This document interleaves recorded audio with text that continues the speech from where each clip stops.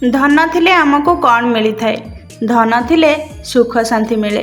धन थिले सम्मान मिले, धन थिले साधारण लोक पूजा करती, धन थिले दिव्य पोशाक मिले, धन को समस्ते पूजा करती। धन लोभ समस्तंकर अछि, धन विपदरे सहायक हुए, धन थिले देशर प्रगति हुए, धन जोगु समस्ते बसीभूत हुअन्ति, धन हेतु कीर्ति जश प्राप्ति हुए, धन हेतु विलास व्यसन उपभोग करी हुए, धन हेतु लोके राजपद पाआंती, धन थिले रूप अरूपर विचार रहे नाही, धन थिले विधवा मध्य सिंदूर पिंधे, धन थिले भार्या प्राणप्रिय हुए। तेणुकरी धनर आवश्यकता बहुत रही।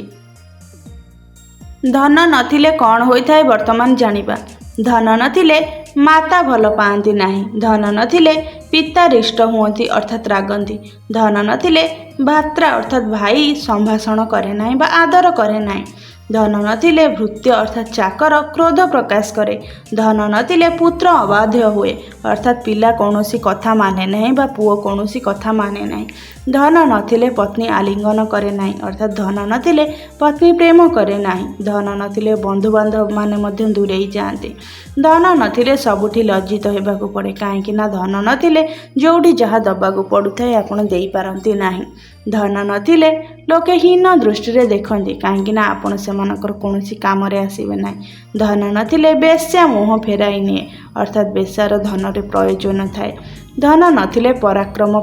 पराजित हुए अर्थात बलशाली व्यक्ति मध्य पराजित होइथाए, धन नथिले समस्त अविश्वास करिवे।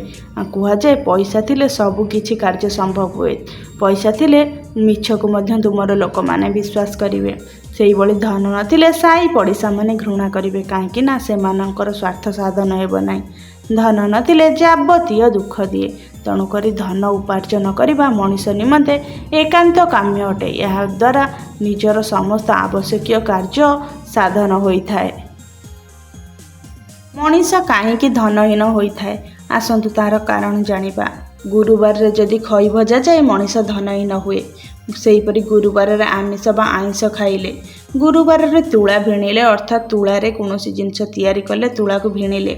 लाउ रे जदि आमिष पकाई रांधिले, खटर छाई रे जदि शुअंती, राति रे दही पिता और आमिष खाइले, खाइबा समय रे अन्न तले पकाइले, खाइबा समय रे अन्न तले पकाइले माँ लक्ष्मी क्रोधित होइथांती, उलग्न होई शयन कले, हाथ पाद मुह न धोई भोजन कले अर्थात परिष्कार परिच्छन्न न होई भोजन कले माता लक्ष्मीकर क्रोध पड़ी थाए। अमावास्या संक्रांति रे हल कले, कहुए अमावास्या संक्रांति रे भूमि को विश्राम दिया जाए, भूमि को सम्मान दिया जाए, से तेणु अमावास्या संक्रांति रे हल कले धनहीन होबाकू पड़े।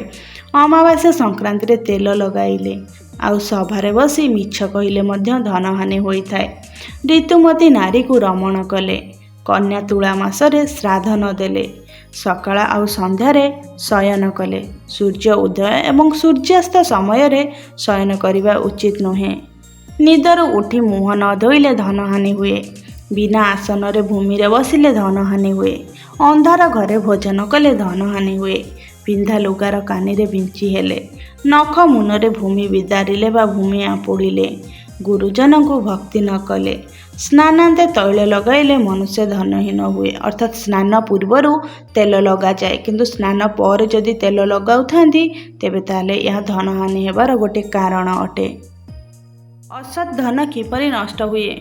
असत धन बोलिकी कहले जो धन सत उपाय उपार्जन करा जाई न थाए, भूल उपाय उपार्जन करा जाई थाए, काहाकू चोरी करी ठकी करी जो धन उपार्जन करा जाई थाए ताको असत धन कुआ जाए। द्वितीय क्रीड़ा अर्थात द्वितीय क्रीड़ा बोलिकी कहले आमर जो जुआ खेल, नारी बसे अर्थात कौन सी नारी पासंगे पड़े, जले अर्थात पानी रे, अनल रे, निया रे, शून्य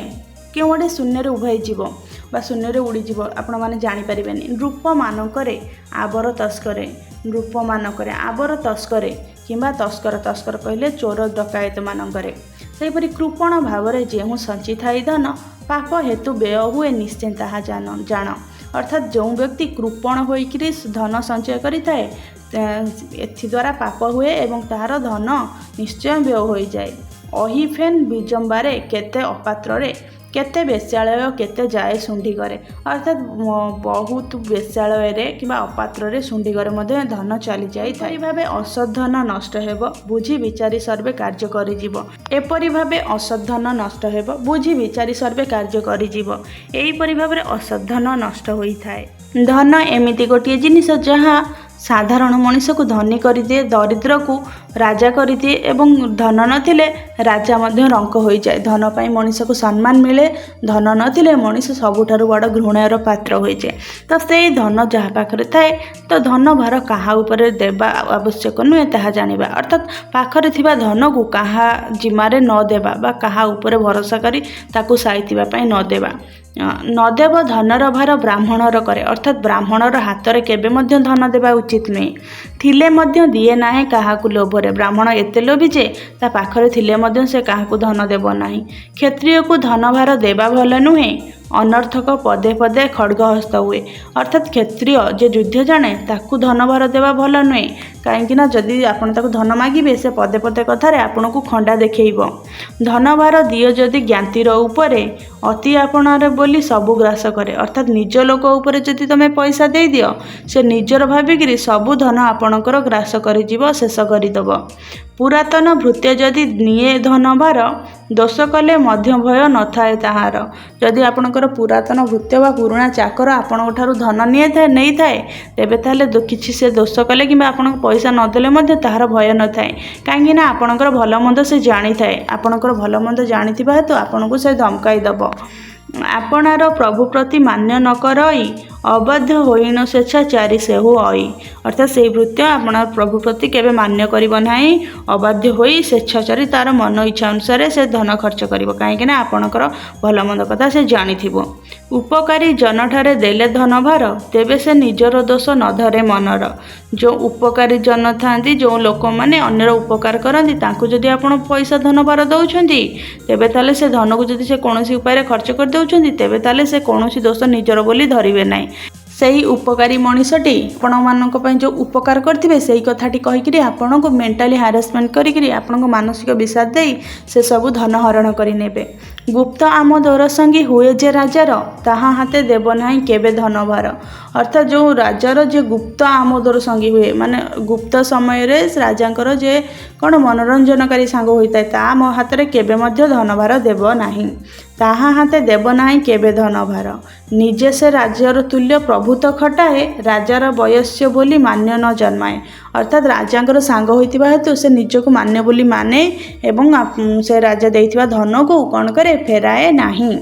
अप्राप्त वयस्क करे धन भार देले उड़ाए से विलसिता वृथा बंधु तुले अप्राप्त वयस्क जे प्राप्त वयस्क नुहे ता हाथ में मध्य केबे धन देबे नाही कहीं से निजर बंधु सहोदरों निमंते सांग साथी रे विलास व्यसन रे से निजर धन व्यय करिदेव।